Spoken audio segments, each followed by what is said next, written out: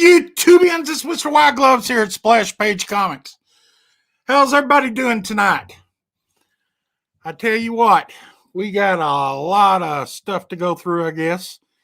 And as you can see back behind me, I get this green screen behind me. So I told y'all out there things are going to change. I'm working on things getting changed little by little. You'll see a little bit each show, changing all up to the grand entrance of my new show, which is going to probably happen this weekend.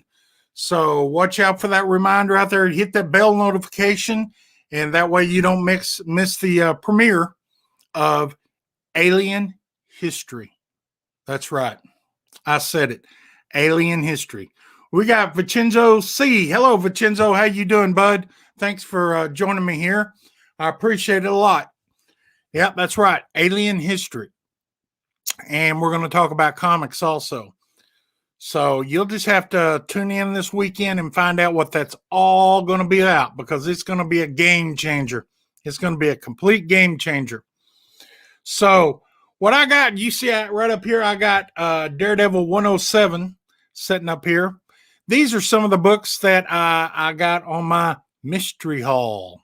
Yeah, mystery haul.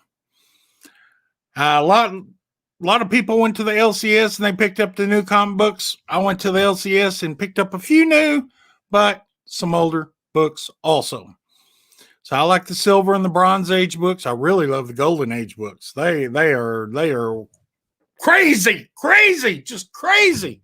But those are hard to get a hold of. Hard to get a hold of. Had you at Aliens. Hello, William Smallwood. Thanks for joining us.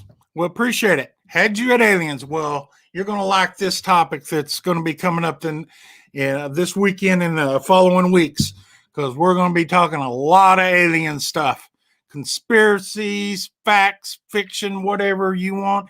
And we're going to have a chat participation.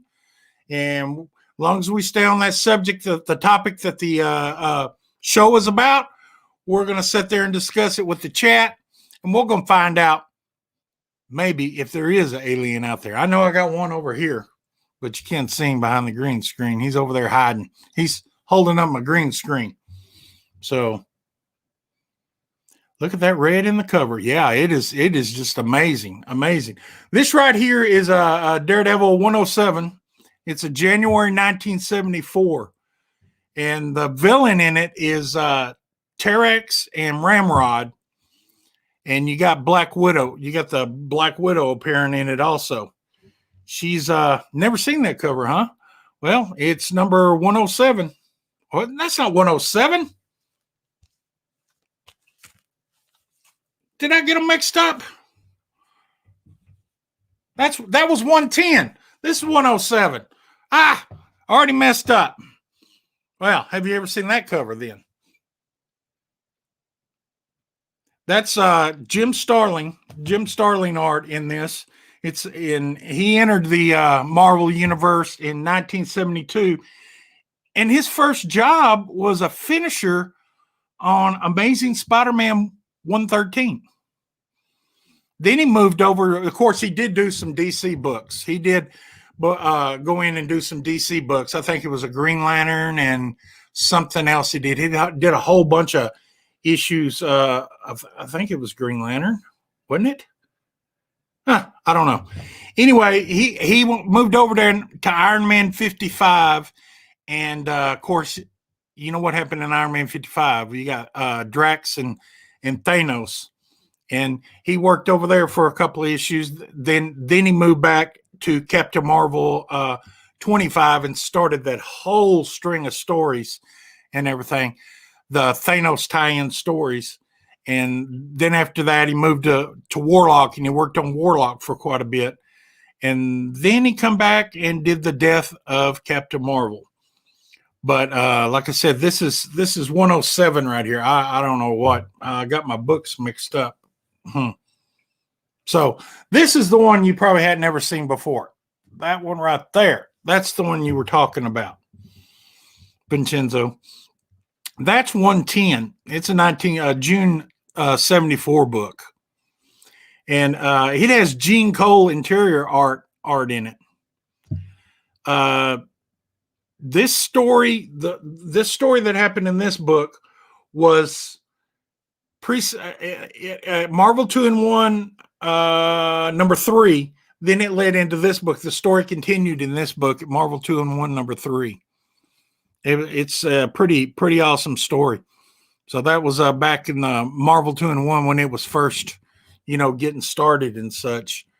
And it was pretty nice book. That Marvel 2-in-1 book was sort of, they did it like the Marvel team up books. They did the Marvel team up books to get people introduced to other characters with a popular Spider-Man.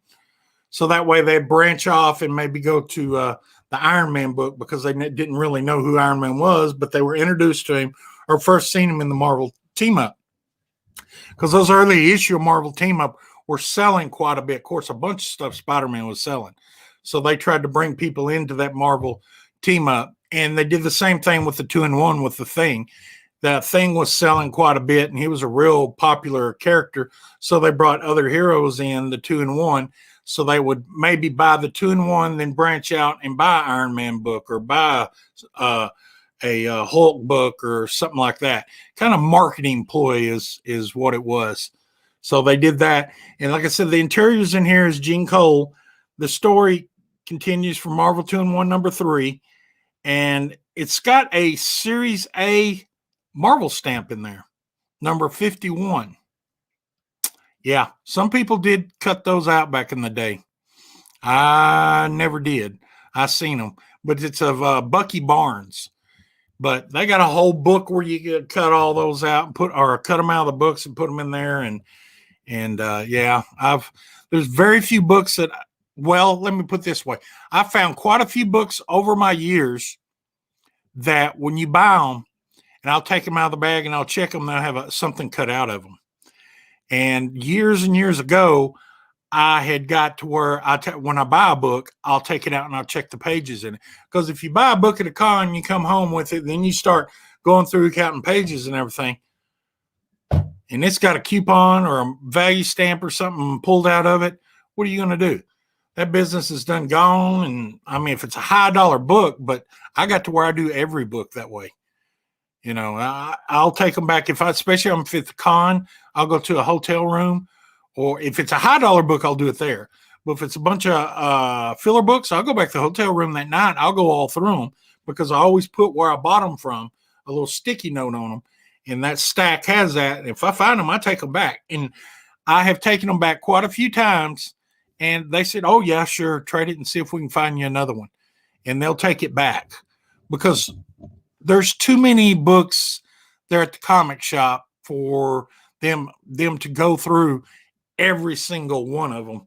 I mean, I guess their employees, when they got downtime, they can just start opening. But if they're rebagging and reboarding, my rule is always, if you rebag and reboard, check the page count, check to make sure nothing's cut out of it. I do that all the time, anytime I rebag and board. When I go from the poly to the Mylar, I always go through there. That's how I find double covers also. Vincenzo, he says, right, that's why I bought Team Up as a kid, to see a new character and the characters stunk. I still got to see Spider-Man. Yep. So the run is 2 stories with a Black Widow separate story. No. This story right here, Black Widow's still in this, but well, no, in Marvel, I think she doesn't appear in Marvel Team Up number 3. If I'm mistaken, I'm trying to remember that story. It's been so long ago, but she's in with Daredevil when Daredevil comes back to his own book. But Marvel Team Up number 3. Then we got a nice book here. It's Daredevil 112. It'll be August 1974. Pick this puppy up. Nice little edition. 1974, August 74. What was y'all doing in August 74? Me? I was buying comics. That's when I started. It was 1974. Yeah, I was buying comics. I didn't pick up these Daredevils. I had to get these, but I started when it was 25 cents an issue. That's been a long time ago, guys. I've forgotten all the stuff that I read back then. But it's got Black Widow, and Shannon the She-Devil is also in this book. So, and he's it's got a Series A Marvel stamp in it, and it's Submariner number 63. And the villain, that kind of weird looking like guy jumping on Daredevil right there, is Mandrill. Not Mandrill, but Mandrill. It's kind of crazy, you know. But yeah, it's got Gil Kane, and Gil Kane, you know, he's a Marvel artist. He was born in 1926, guys. I mean, I think it was April 1926, and he left this earth in the year 2000. But yeah, he was born back there. He co-created Iron Fist. Gil Kane did. Yeah, he did some Iron Fist work and co-created. And I think his first book was in 1944, Young Allies number 11. He worked on the old Young Allies number 11 in 1944 as an inker, and that was a long time ago. So this run is 2 stories with a story with a Black Widow super. All right, I was just looking at some Kane info. He did the great Iron Fist covers. What is the deal here? Locked up. Can y'all still hear me?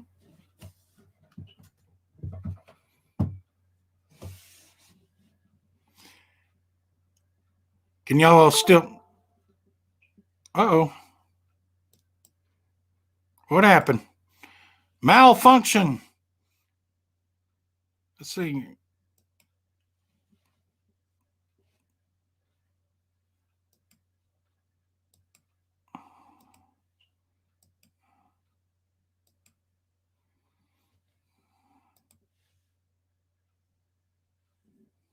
Well, I don't know what happened. It's got all sorts of things going on here. There we go. Well, let's have to use this camera, I guess. Huh. Okay. No, we can't use that camera because... Oh, well, I guess we'll have to. I'll have to show everything on this camera. That's crazy. I don't know what happened. I lost that camera or something. But anyway, we'll just do it like this. Anyway, he was drafted in May 1944, and he worked for DC in the late 50s. He's the one that did the Green Lantern. Yeah, he did the Green Lantern books and such. He had done a bunch of Green Lantern books. I think it was 75 issues or so. He did freelance and Tales to Astonish 76, 88 through 91. So if you're interested in any of the, it's the alien, all right. If you're interested in any of his books and Tales to Astonish 76 and 88 through 91, that's 66, 67 that he did. And that's just so irritating, that camera. I wonder why that camera just all of a sudden went off. That's just crazy. Let's see if I can pull on this and get something to happen. See what's going on here. I got wires everywhere. Aha, figured it out. The connection came loose. Okay, now maybe we can go back over to the other screen. It's technical difficulties, I tell you. That's something that you got to work out from time to time. Boom. Now, how's that? I think we're back together now. Okay. You know, it's not a show unless you have technical difficulties. That's my first technical difficulty of the year 2021. First technical difficulty. So where was excuse me. He also my goodness. He also did some Tales of Suspense 88 through 91 also. What a coincidence. Tales to Astonish 88 through 91 and Tales of Suspense 88 through 91. That was also in 1967. That was a long time ago. He did a lot of Spider-Man books, 89 through 92. He likes starting out in the 80s, in the 80 numbers. That's just crazy. But then he did 96 through 105 and 120 through 124. Then he did the 150 and the annual number 24. Yeah. Then he did a bunch of the Marvel team-ups, 4 through 6, 13, 14, 16, 17, 18, 19, 23. He did a whole area in through there. But Marvel did in 2002, they did a tribute, which was Marvel Visionaries. If you like Gil Kane, they did a Marvel Visionaries for Gil Kane. And it was put out in 2002. You can type that into the chat and find Marvel Visionaries. But yeah, that's a little information about Gil Kane. And then we got Daredevil 114, October. Let's put this down here. October 1974. Nice little book right there. We got Man Thing in there. Or Swamp Thing? Man Thing? I get them two mixed up. Man Thing. This is Man Thing. Yeah, Swamp Thing. Swamp Thing, Man Thing sort of look alike, but Man Thing's got that thing on his nose and everything. Do I have Daredevil 81 with Gil Kane cover? I know I do. I got a full run of Daredevil back there. These are extras. These are doubles, Vincenzo. These are some of the ones that I like the covers. I dug through and I went and got them. I know I had a dot by my little checklist. So these are upgrade copies is what they're going to be. But yeah, I got 81 back there somewhere. But this is October 74, Gil Kane, Dan Atkins cover on this. And this has got the Deathstalker and Gladiator in it. I mean, that they're going against Black Widow and Daredevil, and then they got the Deathstalker and Gladiator. So that's a pretty nifty book right there. And in this book, if I remember correctly, Man Thing ends up saving Daredevil's life. I mean, it comes down the Deathstalker. He's creeping over there and he's watching the Gladiator, kick Daredevil's butt, just kick his butt. And Deathstalker's sitting up there on one of them swampy trees somewhere and he's watching all this. And all of a sudden, Man Thing comes walking out of the swamp and he rises up out of the water and he keeps on getting bigger and bigger as he walks up through the water towards him. And he starts whooping Gladiator's butt. Gladiator's like scared. What the devil is this? So Deathstalker jumps in and Man Thing just takes them both on and everything. And finally Daredevil realizes, gets his senses back for being knocked senseless and such, and helps Man Thing, kick their butt. While Black Widow's still back in, I guess it would be New York, running around trying to look and find out where Daredevil is. And Daredevil's in Florida this whole time. So him and Black Widow and Froggy Nelson, all them, they're out doing something else in a little side story that hits on every once in a while through the book. It's kind of crazy, but Daredevil's out whooping some and Man Thing. Then Man Thing just, returns to the swamp, and it's like, wow, he was there, then he's gone. Dumb question. Did Gil Kane do the interiors on this book right here? The interiors? No, I don't think he did the interiors on this book. He did the cover on this. There's a lot of cover work that he did. Now that the interiors, he has done some interiors on some other books, but I don't think this book he did the interiors on. Let me see. Let me see if this book here. No, I don't think he did the interiors on that one either. But a lot of his main stuff that he did was the Spider-Man and some Tales to Astonish.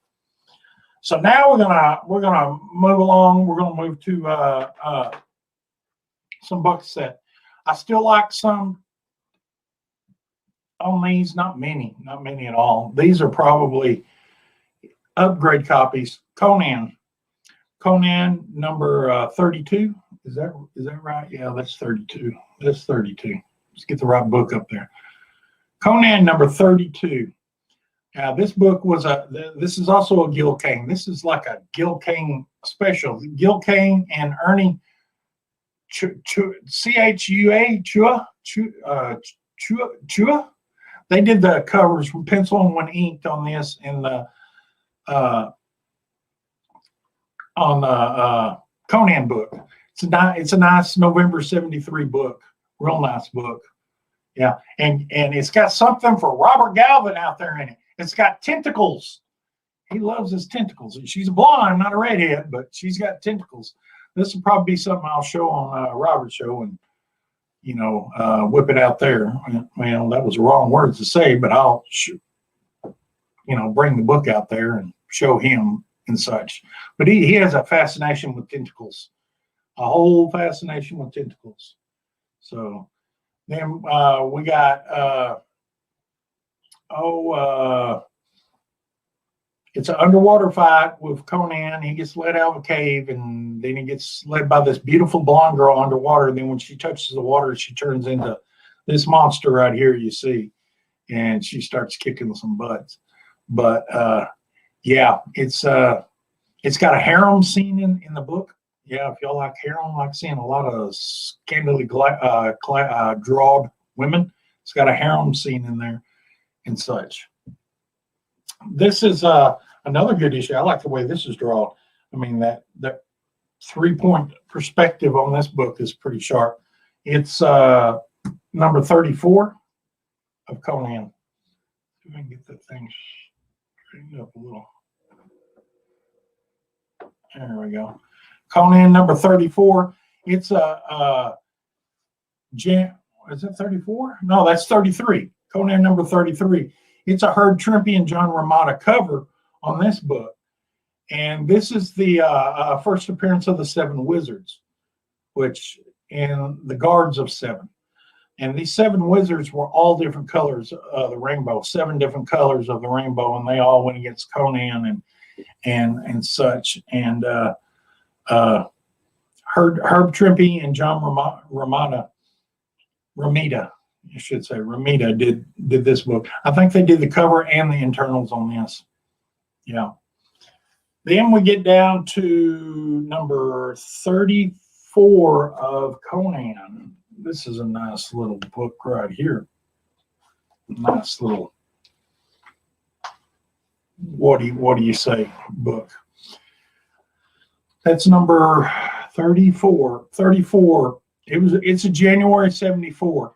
January 1974, and this book is Gil Kane and Ernie Chua. I'll say Chua, C-H-U-A, Chua. But they come out, and it's the death of the Seven Wizards. It took one book for the first appearance, and Conan went ahead and killed them in the second book. So the Seven Wizards die. And this is from a Flam Winds novel. It's it's a novel done by Novel W. Page. Novel W. Page, he did some writing on Conan and stuff like that, and Marvel took it and put it into comic books. But if you want the original novel, that's what Novel W. Page is where these books all come from. They just put them in panels and drew them and stuff like that. And it's a nice little book to pick up. And like I said, these come pretty cheap. These were pretty cheap. Then we got Conan number 35. And something I'll tell you about Conan. A lot of the art and stuff in Conan is pretty spectacular. You get to a certain point in Conan, and it just feels too modern. It's not rough or savage looking. And I'm talking probably about 50, 60, issue 60 or 70, somewhere around in there. The art just, I don't know exactly who did the art. I'll have to look it up. But it shifts from a savage, look like this to a more clean. And it's like Conan takes a shower every day now. He's not out in the real world. And here he hadn't taken a shower in 2 weeks. He's all dirty and savage and he's the barbarian. But later on in the book, it just gets to where the lines are too clean and crisp. And I don't know. This drawing, the drawing for these numbers right here in the early 1 through 60, 65, something like that, they're some of the best drawings of the Conan series, and they'll be arguably so. But this number 35's got the Kill Kane, it's got Hellspawn, and it's February 1974. It's just something about these early Conan books that just really, they're awesome. Then we got Conan number 36, March 1974. This is going to be the last of the Conan books. Hey, Funko Comics, thanks for showing up, man. Appreciate it. Nice to see you. Shout out. Shout out to you and Vincenzo and William Smallwood. Appreciate y'all all joining me. This is what was this? This is number 36. John Romano and the villain is Stone God in this book. And it's still got that rough drawing to the cover and everything, and the damsel in distress. And, hey, Captain Comics, ahoy, mates and mermaids. Thumbs up. But it's still got that, like I said, that rough drawing, and that it's not, it flows into roughness. It's hard to describe. It's a nice book. So this is going to be one of my Silver Age books I picked up here this week. Tales to Astonish, number 81. It's got the Hulk Submariner, and that cover is done by the one and only Jack Kirby. And Gene Cole pencils on the inside, and Dick Ayers does the ink on the Submariner story. You got Jack Kirby doing the art in the Hulk story. So Stanley and Jack Kirby. So this is a nice little book right here. I got a real good price on it. It's super clean. The white part is not as white as I would like. It's got some browning on it, but it makes up for it in the appearance of I think hardly any spine ticks whatsoever. Just a couple of spine ticks. It's super clean. That book's a 1966 book. You just don't. Yeah, Kirby was a god. You're right, Vincenzo. Yeah, Funko Comics says, yeah, I loved early Conan. You are right. The go downhill around the 50s. Yeah. I agree with that 100%. I was thinking somewhere around the 60s, but I'd have to go back and look at the run. But I knew it was somewhere in that area. Yeah. But the Tales to Astonish is a great run. And you can still get these books that are out there, pretty cheap until you start getting up in the early issues. But you go back in the real early issues, there's still some of these like number 10, number 12, and number 8 or something like that. You can still get them at a real decent price. Now, these books come out in the 60s. So, and the late 50s, 60s. So they're getting in the age. You give them another 10 years, they're going to start snatching these up like they're starting snatching these Golden Age books up. You're going to start seeing these rise in price and disappear and stuff. Not these particular books, but the Golden Age Tales of Astonish, or the earlier, not the Golden Age, the earlier issues, because some of those can get pretty pricey. And I imagine in 10 years, you're going to see people asking for the higher grades, probably a couple of $1,000 for certain ones that, aren't key books or anything. Hey, Sleepy Reader, Mr. White Gloves. Hey, glad you joined us. And you're going to see those Tales to Astonish books start going up in price. They are. And I've got quite a few of the old ones. But my pickups for today, and probably everybody's seen this, I've got to be buying the new King in Black, of course. I haven't read these books yet, just got them yesterday. So, and then you got to get the other issue, I guess is B or A. I don't know which one's which. The King in Black. So far, this I read number 1, but I hadn't read 2 or 3. I'm going to kind of wait for a little while, then I'll read a whole bunch of them at once. So this is one of my new pickups and such that I haven't started reading yet, except for number 1. Then we got your Amazing Spider-Man number 58. This one I just jumped on here not too long ago, and I'm holding it, waiting to read it, and see where it comes out. I mean, we got some people in the chat that have read this book that are on the Amazing Spider-Man. They've been on that run for a while. Sleepy reader, you've been on this book for a while, or is it one of your ones that you just kind of, said, oh well. But yeah, then we get the next cover, number 58. Number 58. That's a nice looking cover right there. Real nice. I like there's a lot of busyness in that cover. A lot of busyness. Some of those covers just have the have the hero and that's it. And nothing in the background. It's kind of so. But yeah, here's another series that I picked up. I picked up on what was it, 29? Yeah, it was issue 29. I got the original run with like 1 through I want to say 18. Then I quit. Then I went ahead and bought 29, and I should have. I don't know why I stopped, but I did. But here's number, I stopped on 24. Yeah. Here's number 26 right here. I got 25, and I haven't started back with this yet. And I'm still reading my Immortal Hulk and my Venom stuff, and still collecting. I got tons of Venom stuff, the new stuff.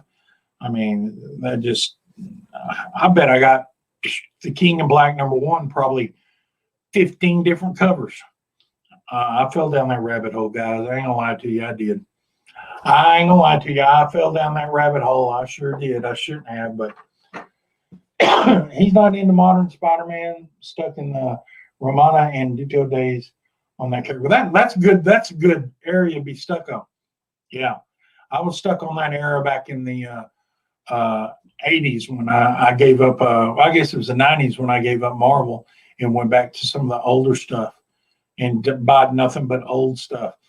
Yeah, but I tell you, with the Venom, I'm going to stop on issue 200. I probably may regret it, but that's going to be it for me with Venom issue 200. And I'll probably stop here pretty soon with Immortal Hulk. And I might keep on with the Daredevil for a while. And if I read the Spider-Man, I'm going to see what it brings and everything. And hopefully the King in Black, when I read it, I don't know. But I may be dropping quite a few titles from my pool, because I think I'm going to go back and hibernate in the Golden Age for a while. I'm going to start saving up and buying some more Golden Age books, because I haven't bought a Golden Age in quite a while, and I've got that itch, if you know what I mean. I got that itch. I was negotiating on a Marvel Mystery Comics number 11, and me and the guy are a few dollars off. When you say Golden Age, a few dollars, which is not a few dollars, but I'm trying to get that bought, and maybe it'll see the video and feel sorry for me and call me up and say, yeah, I'll do it. But it's graded a 5.5, and it's getting to where you just can't buy those Golden Age unless they're slabbed, unless you want a low grade, and you got color touch, restoration, and all this other stuff on it. And hey, Alexander, nice to see you. Thanks for joining, bud. And it's just hard for me to do. But different Daredevil covers. We got another cover right here. That's a nice looking cover. I think out of all of them, this is I don't know. I kind of like this one the best. That's just me. But I am not a troll. I didn't call you a troll. I hope I didn't call you a troll. If you're a troll, you'd be my first troll in a while. Because this channel, really, this channel hadn't done nothing in probably, if you go back last couple of weeks, probably a year. I've been sitting idle. I've had a lot of stuff going on. And as you can see, it's under construction behind me. I'm going to be doing a lot of other stuff. And each episode, I hope that I bring a little bit more to the table for y'all. It's like, like, hey, I can do this. See, I was playing with this earlier, and I thought, man, I need to start doing that. So he's not a troll. He's not a troll. But then we got Sleepy Ritter, the Golden Itch. It's nice. Yeah, it is. But it's an expensive itch, Sleepy. It's a real expensive, man. And, you know, sometimes you may look in a whole year, you may end up getting 10 books. You're lucky. You know, if they're big books, you may not get but 2 or 3. But it's something I want to do is go back and I'm mainly the stuff that I collect in the Golden Age is the Human Torch, Marvel Mystery Comics, Captain America, and Submariner. Yeah, those 4. Now I do got a USA Comics, and I would like to get a Young Ally, but my gosh, those things are expensive. Says Vincenzo, do you hate Doomsday Clock? Oh, says I was talking to someone else.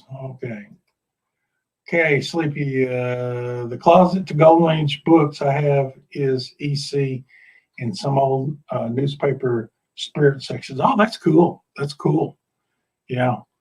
Yeah, I got a couple of old newspapers. They ain't got nothing to do with the Golden Age or stuff like that. I think that there's a couple of papers I got back there. I think it was I can't remember what newspaper. I think the Dallas Herald or something about the moon landing. And well, there's a couple of those about the moon landing. Then I got one, the Dallas newspaper when Kennedy was assassinated. Then I got one that my parents had given me. I think it was back when Elvis died. I think it was Elvis. Yeah.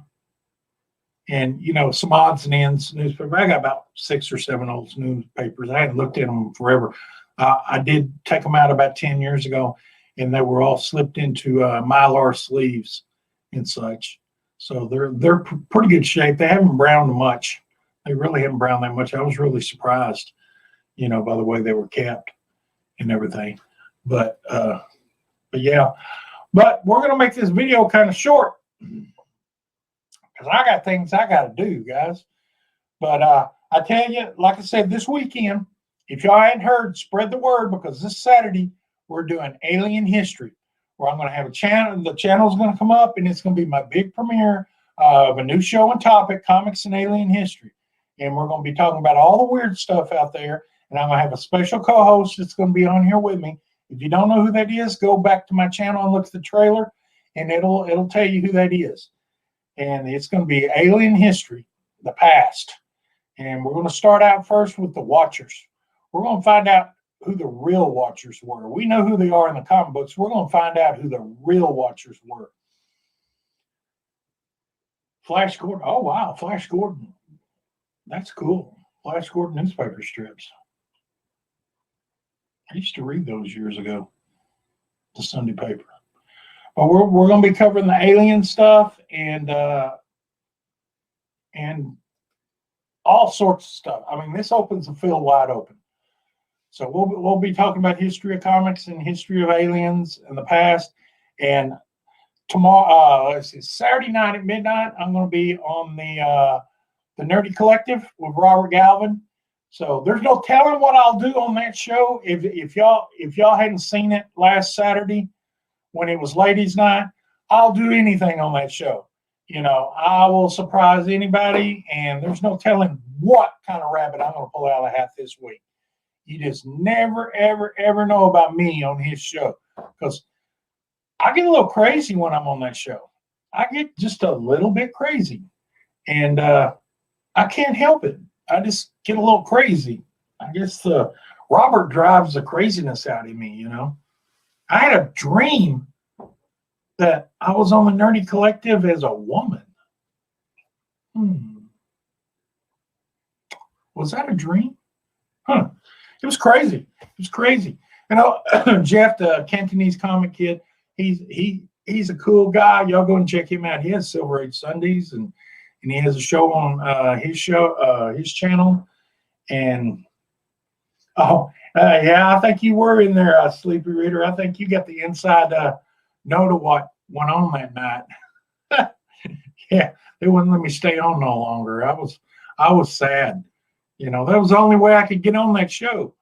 So I was like, man, he just pulled the rabbit out of his head and said, next week's ladies' night, nobody but ladies. And I said, I'll fix him. I'll fix him.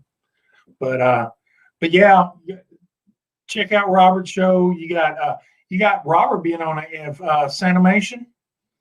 I think he's supposed to be on there tomorrow, and they're going to do their Vision and Vision, Scarlet Witch and Vision, WandaVision. Can't believe I forgot it because I haven't watched it. I don't have Disney Plus, so I haven't watched it. I ain't even watched The Mandalorian. So a lot of people are saying, you haven't seen season 1 or season 2? Nope, sure haven't. I don't watch much TV. I just don't watch much TV. I like to read, and I'm stuck in the older books now, and I'm reading some of the newer books. But he's going to be doing WandaVision review with Sanimation, so go check her out.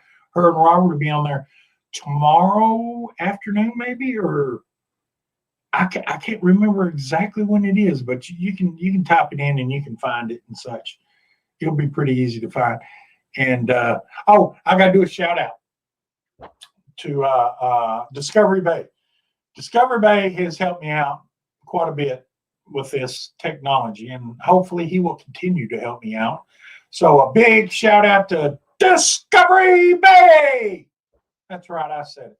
Big shout out to him for helping me out and get me all, tell me which knobs to twist and which levers to push and pull and stuff like that. And it's just getting better and better for me. I'm trying with my green screen behind me, so I probably bored y'all enough.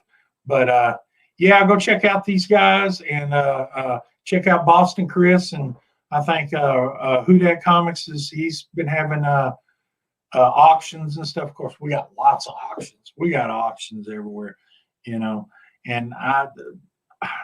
they're good auctions. They're good showing books and stuff like that. And some of them are good prices. Some of them, but I'm kind of burnt out on auctions personally. But I'm not saying don't go watch these other people's auction. Do what you want. Check out Russell or Who Dat, check him out and stuff. But I'm going to kill it right here. I got some other stuff I got to do and some stuff to clean up. And I'm hankering for some coffee, so I'm going to go make me a pot of coffee and probably be up all night and such. But hey, guys, I appreciate y'all guys for stopping by. Big thumbs up for y'all. We got Sleepy Reader. We got Vincenzo. We got Alexander. And I can't scroll that far back up. William. We had a whole bunch of people that showed up. Funk Comics. I appreciate y'all guys for showing up, man. And, with that, I'll tell y'all, be peace in the community and peace in your hearts and love that Marvel. This is Mr. White Gloves. I am out of here. See, now I got to hit this button.